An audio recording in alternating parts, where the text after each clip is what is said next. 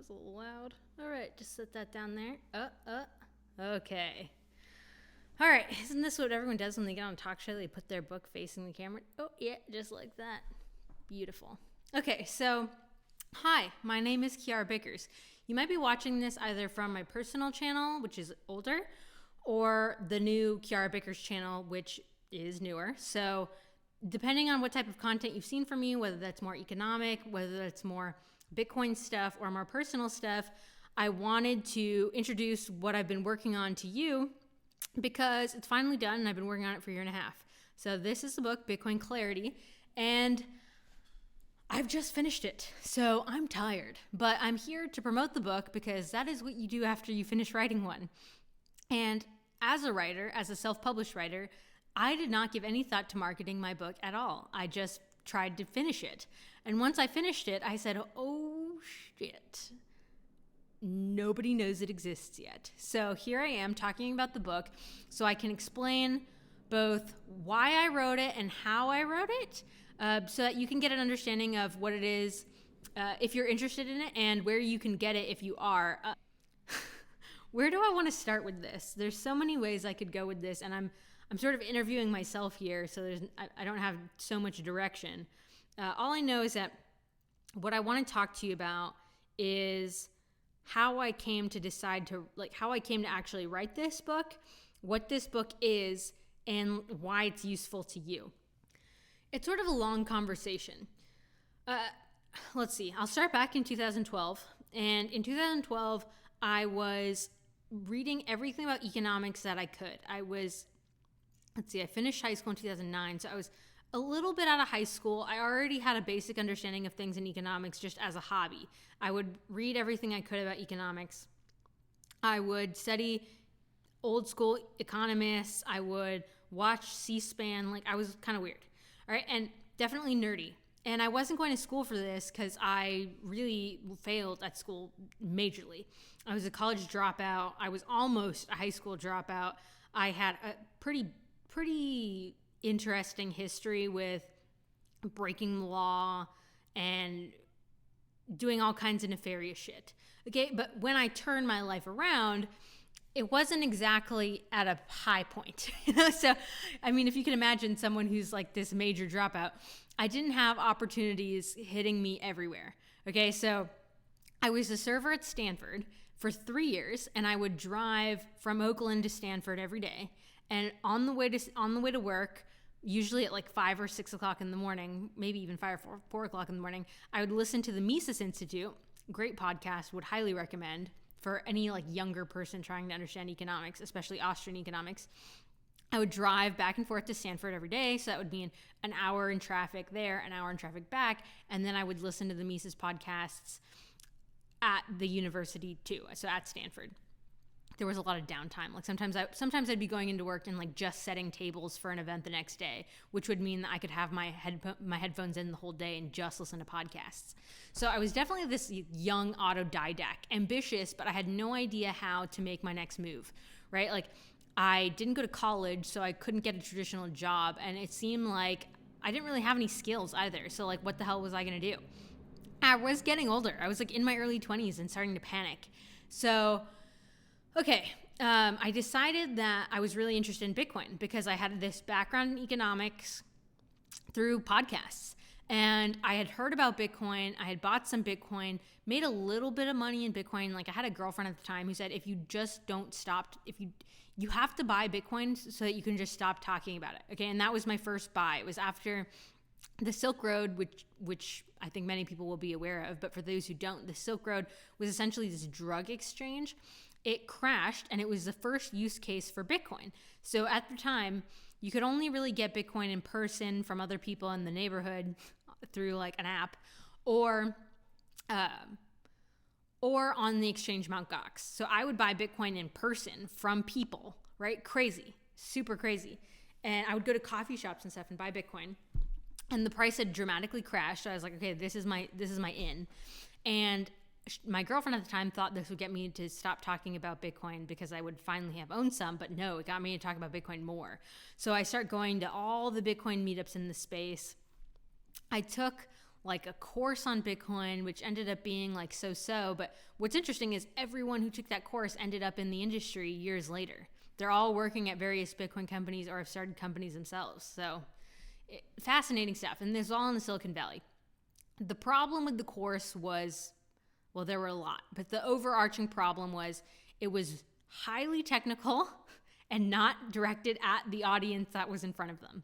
I mean, I have notes from that course. Maybe I could post that somewhere, but it was just the most advanced stuff about cryptography, and like none of it was useful to really anyone who was there. But we all had a good time still. It was like every weekend for 5 weeks. It was called Blockchain University.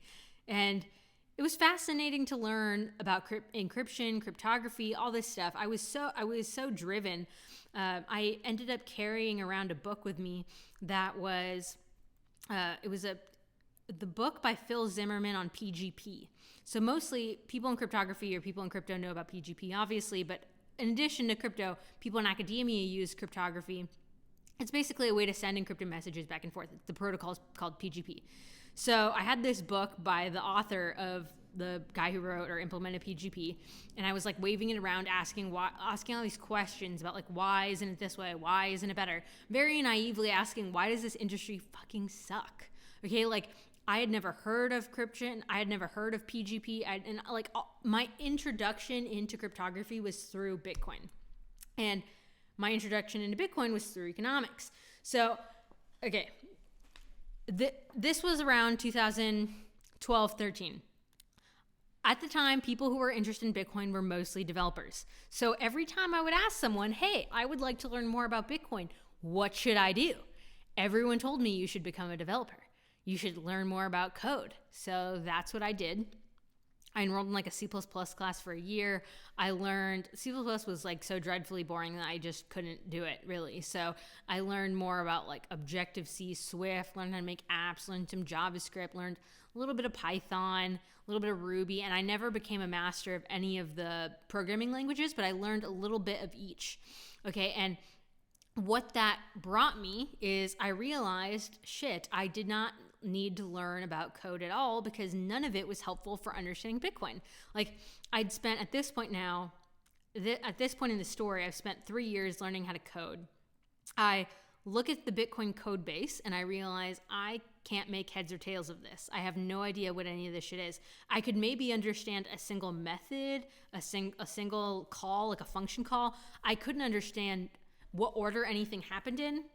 I didn't know how to test any of that. And I didn't understand how Bitcoin worked at all. Like at all. And I had spent 3 years learning how to code. Okay, so imagine other people trying to learn about Bitcoin. They're not going to spend 3 years learning how to code. They're not some young ambitious person who has nothing to lose, right? So I realized there was a gap of people's understanding and an opportunity there, but I didn't have the skills yet to fill that gap. After learning how to code, I ended up getting a couple different jobs in the industry. Most of them I won't even mention because they were just god-awful. It was like such a sketch industry at the time. Like I was working for kids who had dropped out of Stanford and were like drunk half the time. But eventually I did get a good job working for a company called Blockstream. Blockstream, for people who aren't aware, is sort of a Bitcoin protocol company. So what they do is they build blockchains at the protocol level. Their primary blockchain is called Liquid, but they also hire developers to work on Bitcoin directly. So that means making updates, patches, improvements to Bitcoin, Bitcoin Core specifically. And this is like the nerdiest, techiest thing in the Bitcoin space. Like I couldn't have picked a better place to be. And let's see, I had lived in New York for a little while, so I got to see the difference between living in New York and seeing the Bitcoin space there and living in San Francisco and the Bitcoin space there. In New York, everything about Bitcoin is finance. It's how do we do options? How do we do the ETF? How do we, very serious guys in blazers talking about like how they make money off this like thing called Bitcoin. In San Francisco, it's super different. And it's probably one of the best Bitcoin meetups spaces in the world. But it's all just about the tech. And everyone there is super humble, down to earth, nerdy, semi-autistic. It's just fun, right? And it's a different environment because you're around people who have like an IQ of like 160 on a regular basis, and they remember everything you've ever said to them.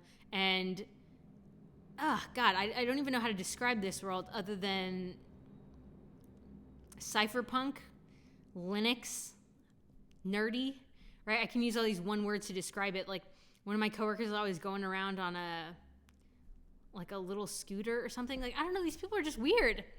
These people are weird. And the Bitcoin space the Bitcoin space that I knew was more about politics and libertarianism and stuff like that. But as I started working in the very core of the Bitcoin space with a lot of these developers, I realized there's a lot of stuff I don't know. And I'm learning that there's a lot of stuff they don't know. There's a lot of stuff developers don't know. There's a lot of stuff I don't know. And if that's true, there's a lot of stuff that other people don't know, right? So I started collecting information in buckets, stuff that developers don't know, stuff that I just learned, stuff that other people don't know, right? There's always going to be stuff I don't know, but I don't even know that I don't know it, so I have to ignore that category. But I took all the stuff that I knew and developers didn't, and I tried to formulate that into something that could be productive. So the mission of the book, in part, is to push forward and evolve the thinking on cryptocurrency. It's not enough for you to think about cryptocurrency as just a little price point that goes up and down. Okay, that doesn't take rocket science to figure out, like price go up good, price go down bad. That is not what this is about. This is not about libertarian coin. This is not about cryptocurrency. The idea is I want you to understand Bitcoin at a deeper level, because if you're going to invest in Bitcoin, you need to. You need to. And the reason why you need to is because you are vulnerable. You're vulnerable to not just scammers, not just losing your own money, but not understanding what Bitcoin is means you're vulnerable to what other people say it is, right? If I didn't take that job working as an intern, I would have never had the opinion about Bitcoin that I have today. I wouldn't have had the opportunity to see Bitcoin through those eyes, right? And because it's such a complicated system, I would have been lost in the noise. And what I want to do is not to tell people what Bitcoin is, because God knows there's enough people on Twitter telling you what Bitcoin is. I want to give you a new way of seeing Bitcoin for yourself. Now, as a terrible developer, I'll just say it, as an okay developer with imposter syndrome. There we go. I understand how code works. I understand how libraries, dependencies, vulnerabilities. I understand a lot of weird stuff that you wouldn't think about code. A lot of stuff that they don't teach you in school about code. I also understand that developers are very analytically minded, and they're missing so much about how to explain complicated things to average people. So what I wanted to do, and what I've done now, is after spending a year being an intern and like 2 or 3 years, I think 3 years now, working at this company as a system administrator, I got together with some of my coworkers who have since left the company already, so now just friends, previous colleagues, and I said, how can I explain this in the simplest way possible? How can I actually make something of value for other people so that they can understand what the fuck it is they're buying? All right, because if you just go into the market and you're like, I'm going to buy Bitcoin because Bitcoin's going to the moon. What if I were to come up to you and tell you, I've invented a new cryptocurrency that is quantum resistant. How would you have any way of knowing that I was telling you the truth? Right? At some point, if you don't understand these systems, you will just default to whatever belief someone else told you. So the difference between Bitcoin and Ethereum, right? If I were to tell you Bitcoin is the libertarian coin, it's scarce, Ethereum can be inflated infinitely, right? Well, obviously with that bit of knowledge, you're going to choose Bitcoin. But then if I were to tell you, Ethereum's this new smart contracting language where you can basically build any app in the world decentralized. It's going to revolutionize every app in the world. So you're going to have a decentralized Lyft. You're going to have a decentralized Uber. No longer will they exist around companies, but the power is going to be given to the people through this democratizing of cryptocurrency, right? Well, of course, then you're going to buy Ethereum, right? So it's all about framing, okay? And unless you understand the system itself, you won't be vulnerable to the framing, right? And that's what I'm trying to get people to understand. Now, so Ethereum and Bitcoin is just one example, but another example would be Bitcoin and Bitcoin Cash. Another example would be Bitcoin 5 years ago compared to what Bitcoin is now. I explain at the protocol level with mental models, not code, how you can understand Bitcoin at a fundamental level, how you can understand Bitcoin in the markets as something that's traded, as something that's also currency. So we talk about the fundamentals with analytical thinking. We talk about big picture stuff with synthetic thinking. And then I talk about the properties of the system. So cash has properties, credit cards have properties, right? Checks have certain properties. Bitcoin has its own properties, and every cryptocurrency has different properties, right? So when you take the properties of the system, that's how you can actually learn to compare cryptocurrencies one from another. And, this is the book that I would have wanted to be given instead of learning how to code. So if I could go back in time and say, don't spend 3 years, 4 years learning how to code, read the book Bitcoin Clarity, understand Bitcoin as a system, dominate in this market, and forget the noise. That's what I'm doing for you, because that's what I would have wanted someone to do for me. All right, so in addition to that, I've also put together a training program to go with the book. The book is designed really to be for people who may already have some knowledge of Bitcoin, but would like to understand it differently. Would like to understand more of the concepts of Bitcoin in a simpler way. People who find a lot of the nuances of Bitcoin complicated and are skeptical of Bitcoin because of it, that is who I wrote the book for. The training is for people who want even more than that. I 10x the content of the book so that it would be all visual, all with videos. The average American only reads one book a year. So on the off chance that it's my book, yay. On the off chance that it isn't, I've created a training program for you.